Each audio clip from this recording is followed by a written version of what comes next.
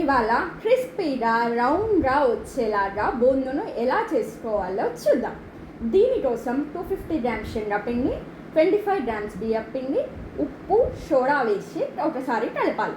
ఇందులోకి తగినన్ని నీళ్లు పోస్తూ పిండిని మరీ లూజ్గా కాకుండా గట్టిగా కాకుండా జారుగా ఈ విధంగా కలుపుకోవాలి.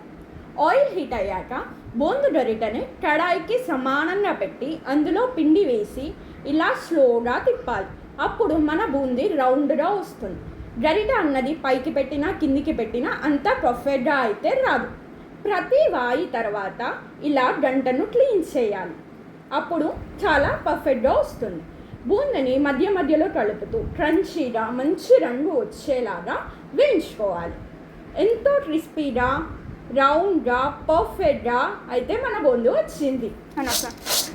ఇప్పుడు ఇందులోకి వేయించిన పల్లీలు, కరివేపాకు, దంచిన వెల్లిపాయలు, ఉప్పు, కారం వేసి బాగా కలుపుకోవాలి. 1/2 కేజీ శనగపిండికి 1/2 కిలో వరకు బూందు వస్తుంది.